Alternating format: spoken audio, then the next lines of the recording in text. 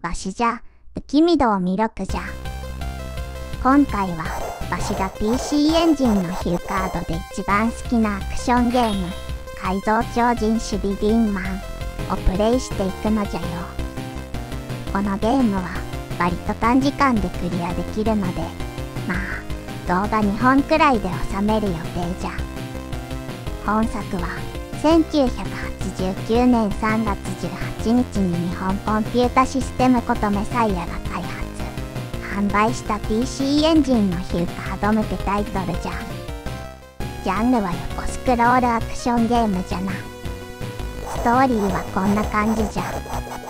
突如地球に攻めてきた悪の宇宙帝国、悪魔団に対抗すべく、下町の天才科学者、豪徳寺博士は史上最強のサイボーグ、シビビンマンを開発した。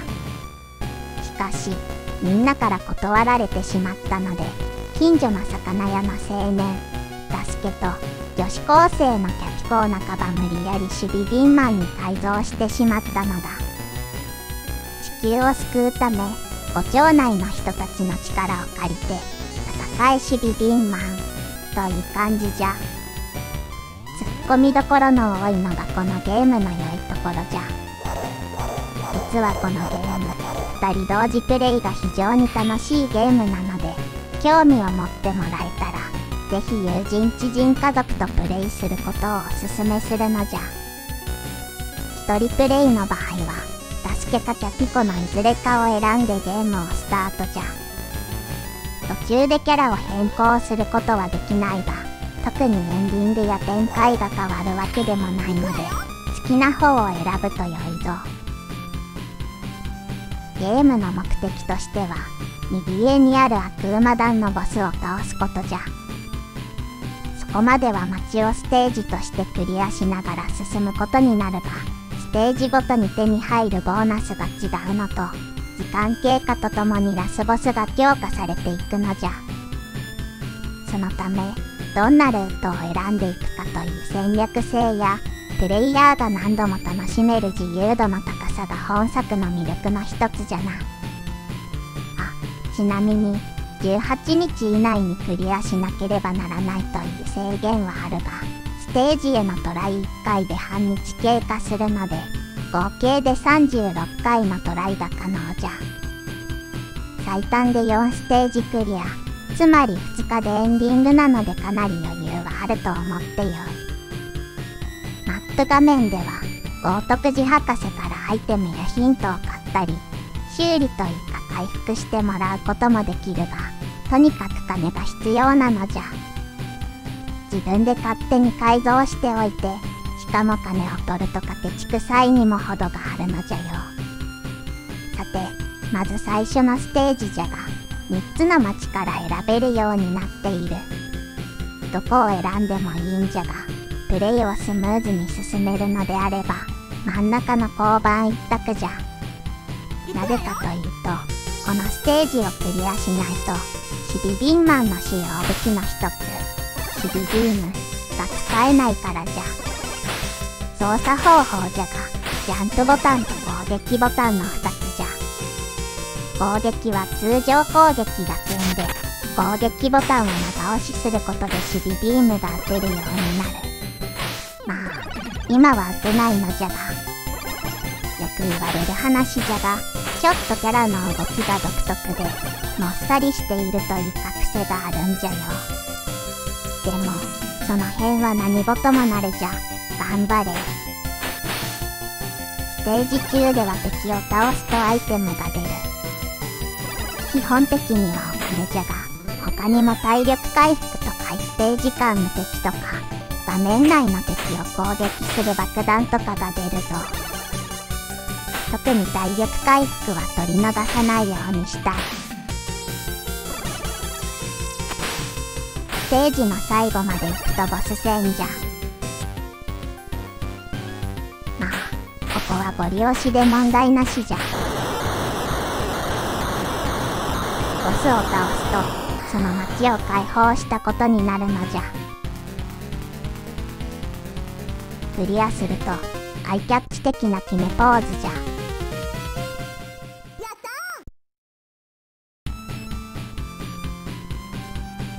どうやらこいつが悪魔団のボスらしいのじゃ。なぜ名古屋弁なのかは不明じゃ。これで警官から許可をもらったので、次のステージから守備ビームが打てるようになったのじゃ。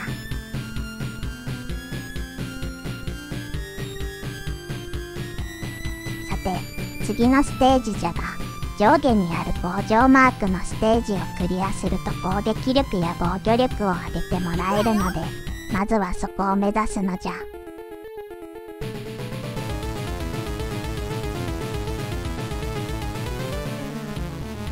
このミサイルはしゃがんで避けるのが一番じゃ。攻撃して破壊もできるのじゃが、タイミングがかなりシビアじゃ。と、微妙に誘導もしてくるので、最初からしゃがんで待つのも無駄じゃ。ここ、どの床が沈むかは見た目で全くわからないのが意地悪じゃよね。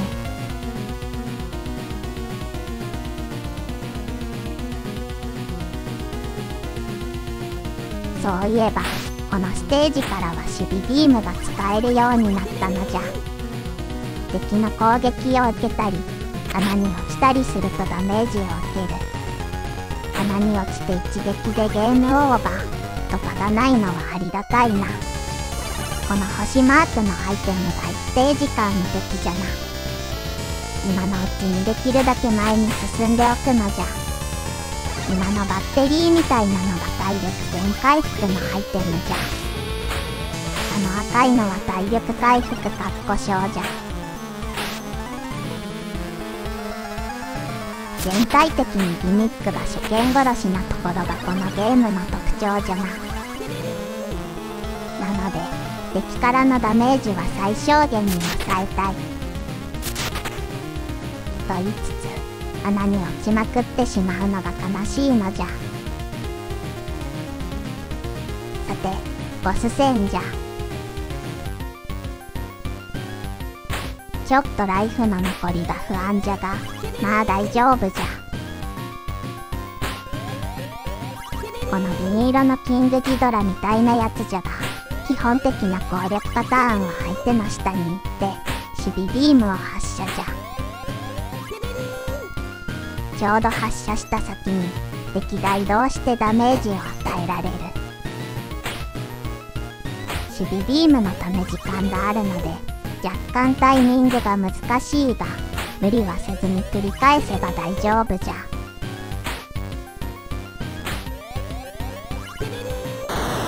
も体力がギリギリじゃったが、なんとかクリアじゃ。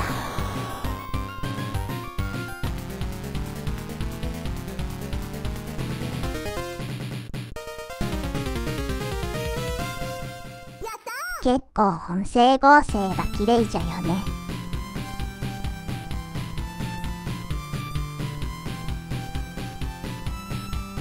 このステージクリアでもらえるお菓子はライフがゼロになった時に少し回復してくれるのじゃ。ちなみになくなってもここで再度購入も可能じゃ。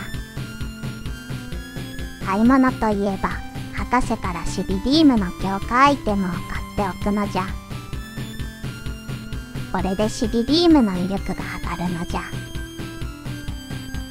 工場に向かうためには次は病院じゃな。残りライフが不安じゃが、まあなんとかなるじゃろう。さて、守備ビームも無事に見た目が変わり、威力も上がったところで、この辺りから重要なテクニックが守備ビームの後をついていくじゃ。守備ビームの貫通力と威力が非常に優秀なので、敵キャラの不意な攻撃を防ぐためにもこれが有効なのじゃよ。特にこういう高低差が少ないステージではかなり難易度が変わってくるのじゃ。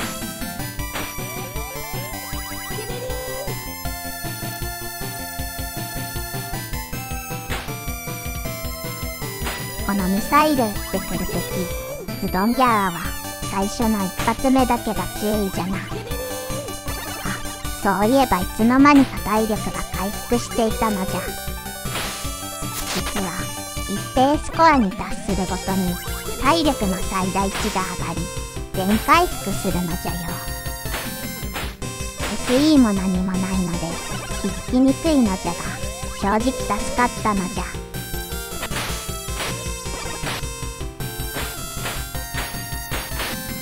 このズドンギャーは色によってミサイルの速さや耐久力が違うのじゃよ。この金色のやつが最強なのじゃ。まあミサイルさえかわせればあとは関係ないのじゃが。さてボス戦じゃ。猿みたいな若手がいる以外は最初のステージと同じボスじゃ。守備ビーム一発でクリアじゃ。ちなみにボスキャラはこのロボとドラゴンの2タイプの使い回しじゃ。この辺は4メガのゲームなので致し方ないのじゃ。時々このラスボスが出てくるのじゃが、どういう条件で出てくるのかいまいちよくわからないのじゃ。このステージは病院なのでクリアするとライフを回復してくれる。守備ビームもさらに強化じゃ。これでもう博士からのパワーアップはなしじゃ。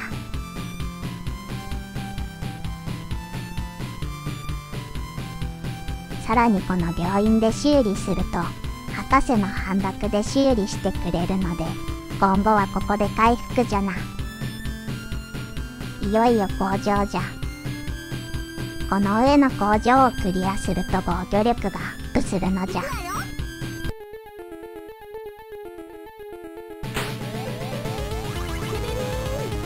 守備ビームはさらに見た目が変わったのじゃ。もうビームというか大砲みたいな感じになってる気がするな。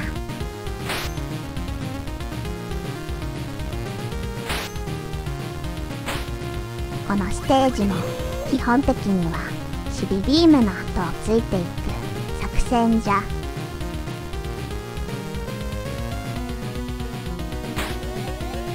あそこの丸っこい敵は剣で攻撃すると一定時間無敵になるので、守備ビームで遠距離から倒しておきたい。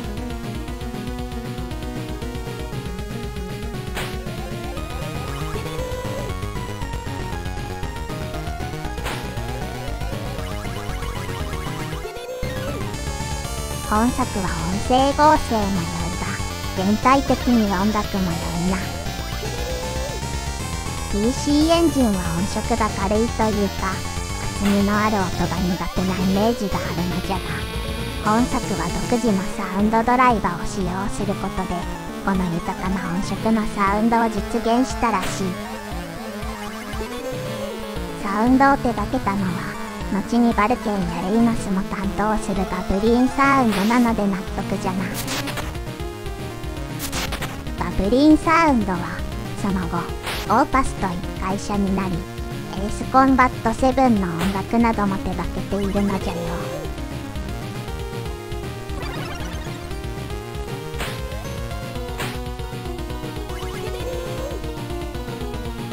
ここどうやら床が自動で動いているっぽいのじゃが、何も目印がないのはつらいな。ここで全回復は嬉しいな。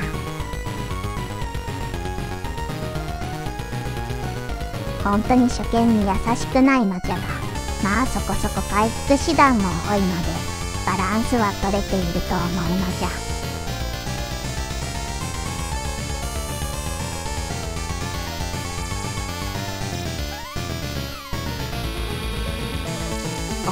この位置で当たり判定ないのじゃな。意外じゃ。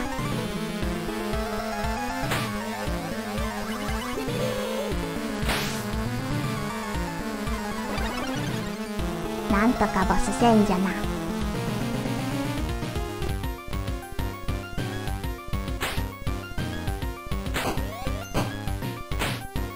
ここのドラゴンも色違いなだけで同じ攻撃パターンじゃな。ので攻略方法も同じじゃ。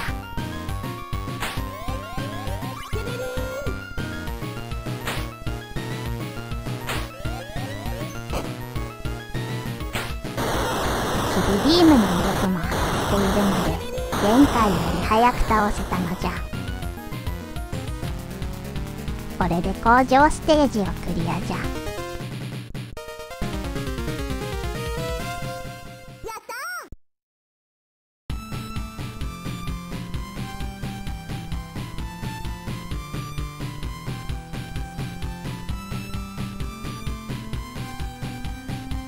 工場というより大工の館みたいなおっさんじゃな。防御力を今までの倍にしてもらえるのじゃ。むしろ博士より優秀なんじゃないだろうか。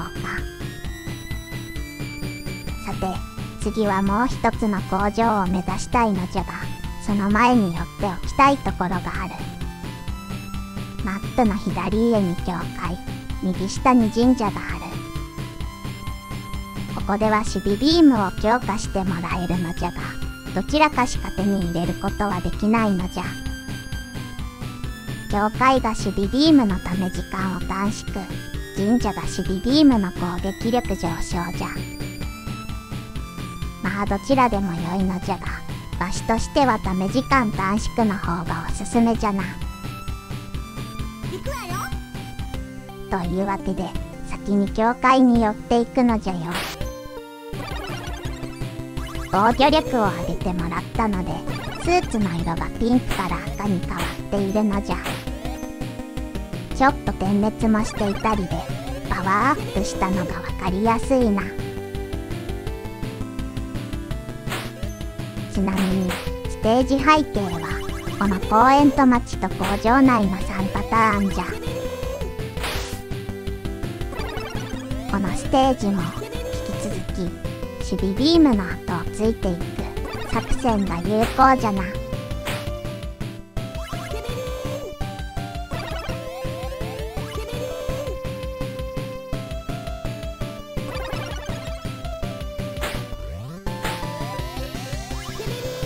床を張っているバリバリは守備ビームでも倒せず、アイテムの爆弾でしか倒せないのじゃよ。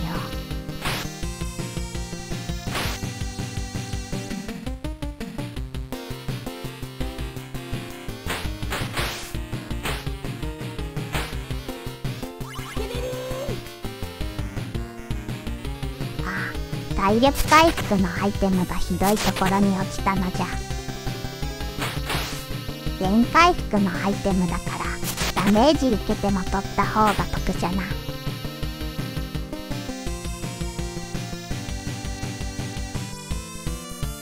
ちなみに本作のプロデューサーはバルケンやフロントミッションを後に手掛ける内田敏郎氏じゃ。世界観を大事にしたゲームデザインはさすがじゃな。キャラクターデザインも好きなのじゃが、担当された選べ数詞は若くして奇跡に入られているのが残念じゃ。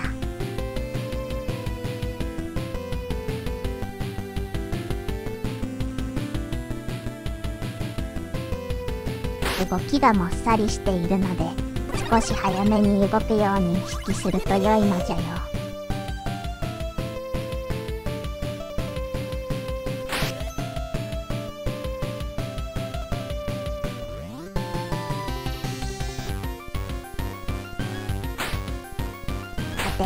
このステージのボスもドラゴンなのじゃが、パターンが今までと違うのじゃ。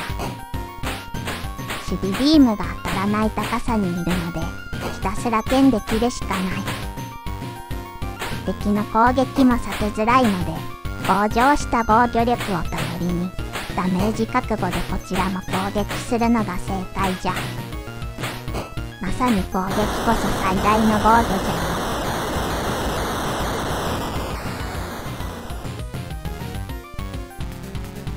残りライフがギリギリじゃが、なんとか倒したのじゃ。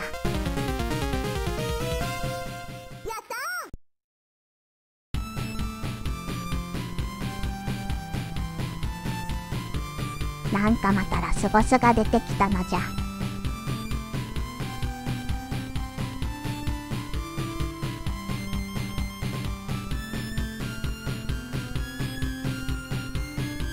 この十字架をもらうことで守備ビームのため時間がほぼゼロになるのじゃ。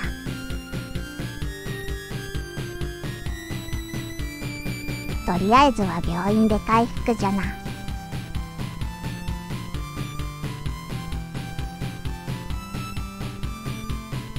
ではもう一つの工場へ向かうのじゃ。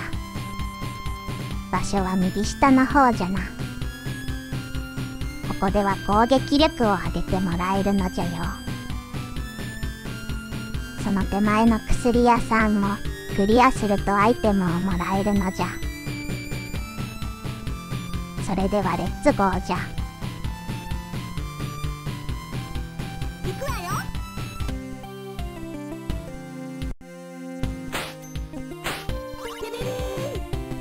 飛び跳ねるお猿さんがちょっと邪魔じゃが、最初の方のステージなのでそれほど難しくはないのじゃ。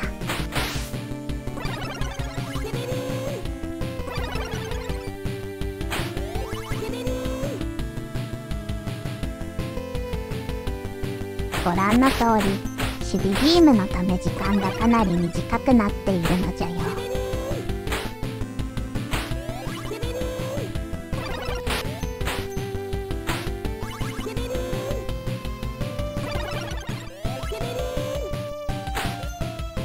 本作を開発したメサイアはもともとパソコン向けのゲームを開発していたメーカーで、1980年代後半から徐々に PC エンジンやメガドライブなどのコンシューマーにシフトしてきた。派手さはないものの手堅いゲーム作りで着実にユーザーからの信頼を得るとともに、タイトルを重ねるごとにノウハウもたまり、そのクオリティを上げていったメーカーだと思う。本作はそんなメサイアらしい程よく力の抜けた良作だと思うのじゃよ。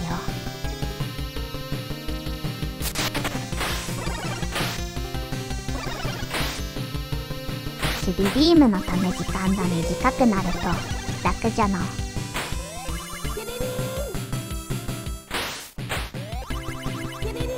この辺りになってくるともうお金の使い道がなくなってくるので、別に取らなくても良いんじゃよね。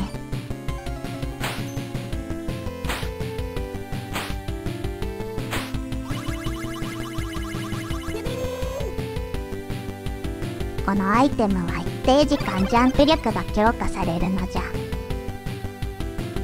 ただ高さに比べて前進距離が短いので正直ちょっと使いにくい印象じゃ。他に滞空時間が伸びるアイテムもあるのじゃが、こちらもちょっと感覚的に馴染まなくて使いづらいんじゃよね。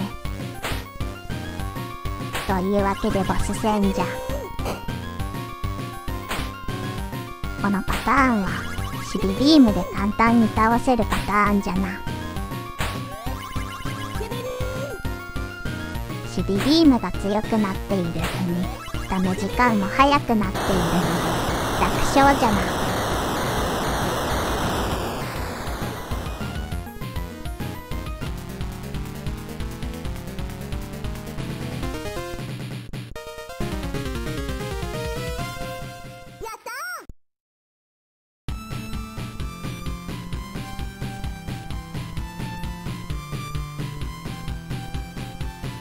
このステージクリアでもらえる守備リターン A はライフゲージがゼロになった時に最大値まで回復するという素敵なアイテムじゃ。ラスボス戦でご利用しするには必須のアイテムじゃ。もし使い切ってしまってもまたここに来れば購入もできるので安心じゃ。ただ一つしか持てないので注意じゃな。さてようやくもう一つの工場ステージじゃ。ここをクリアすれば攻撃力を上げてもらえるのじゃよ。このトゲトゲのかわし方がどうにもわからなくてダメージを食らってしまうのじゃ。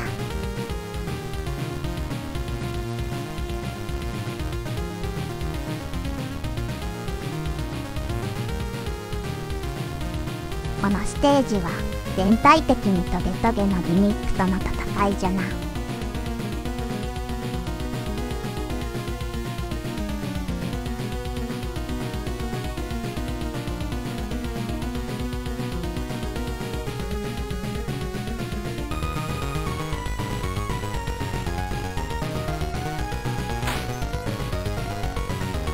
なんかもう全体的にグダグダじゃが、それでもあまりダメージを食らわないで済んでいるのは防御力を上げてもらったおかげじゃ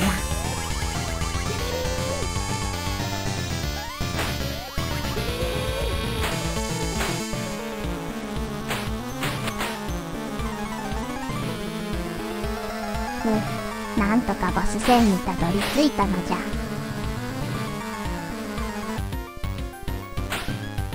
このボスはもう守備ビーム2発で倒せるので楽勝じゃ。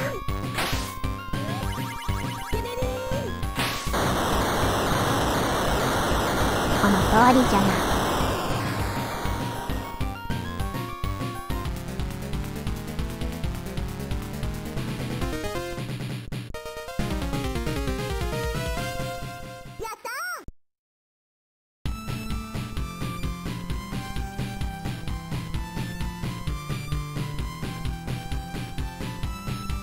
これで剣での攻撃力を上げてもらえるのじゃ。まだクリアしていないステージはあるのじゃが、ここまででほとんどの強化は済ませているので、このままラスボスステージに向かうのじゃよ。行くわよ。最終ステージは音楽も専用 BGM で、通常ステージよりは若干長めの構成となっている。ギミックも若干ややこしくなっているが、進め方は引き続き守備ビームの後についていく作戦が安定じゃ。攻撃力を上げてもらったので剣の色が濃くなっているのじゃよ。これで守備ビーマンも完全体じゃな。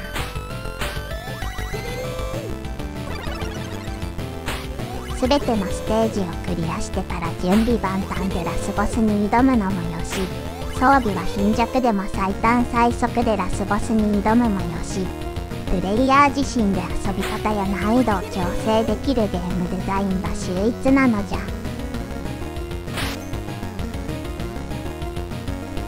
せっかく滞空時間が長くなるアイテムが出たのに、とんでもないところに落ちてしまった。あれが取れていればここが楽だったのじゃ。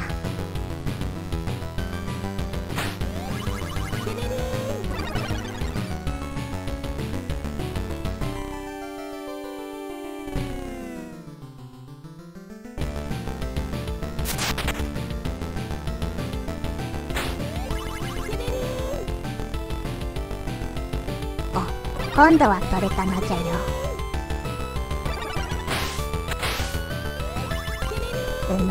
これはいい感じじゃな。こ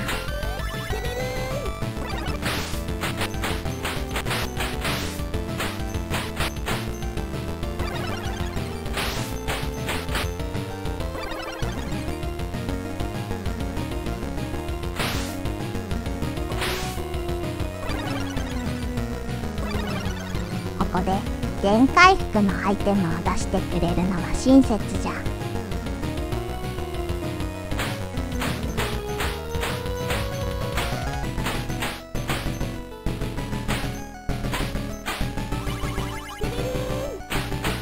敵アイテムも結構よく出るな。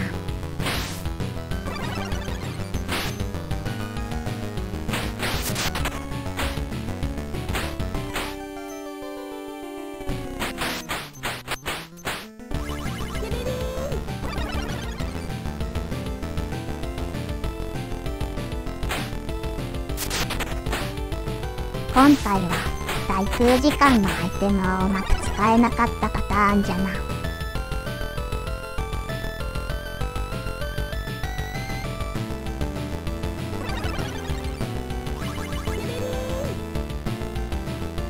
ああ、ここの床は自動床なのか。わからんのじゃよ。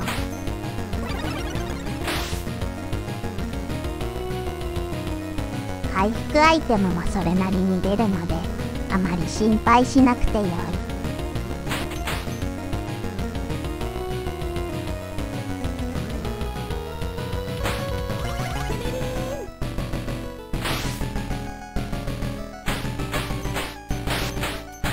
我ながらグダグダじゃな。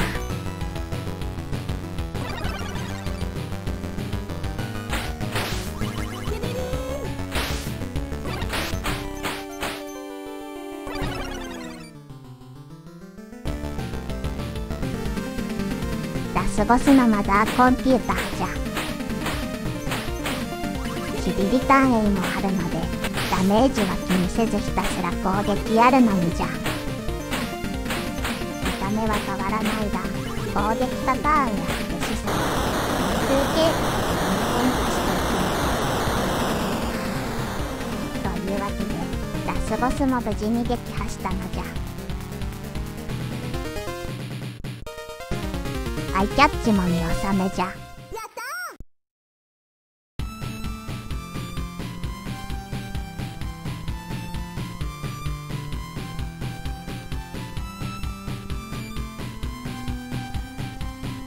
結局2人は元の体には戻してもらえず、サイボーグのままなのじゃ。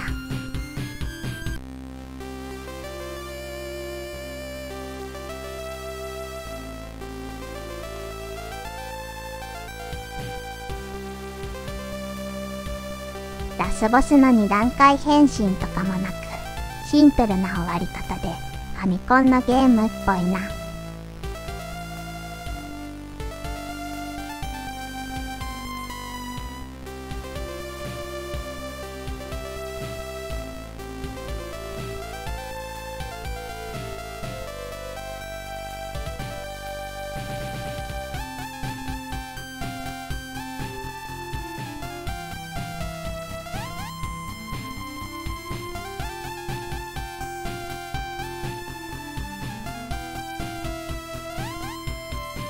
冷凍睡眠とかではなく、布団と枕で長い眠りにつくのじゃな。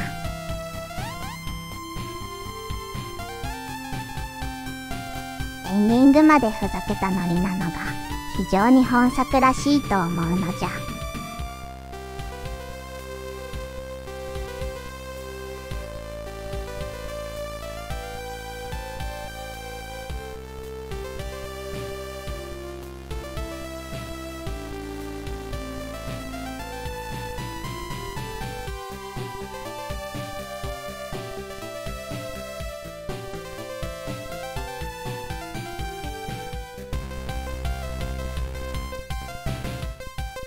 というわけで、スタッフロールじゃ。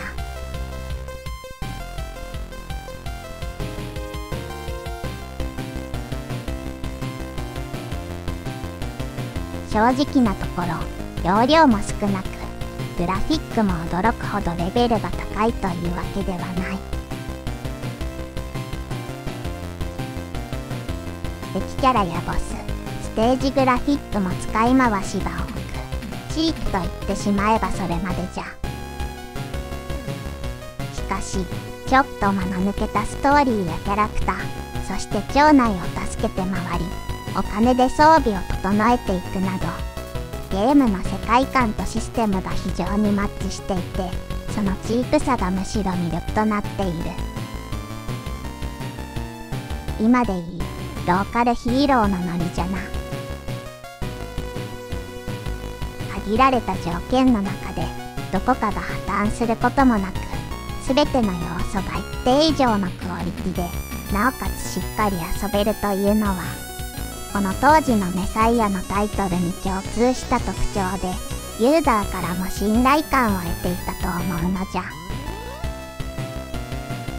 攻略の仕方もプレイヤーの自由度が高く、繰り返し気軽に遊べる、まさに良作なのじゃ。続編もあるのじゃが、わしはこの1作目のゆるい雰囲気が一番好きなのじゃよ。というわけで、今回はここまでじゃ。では、次回もよろしくな。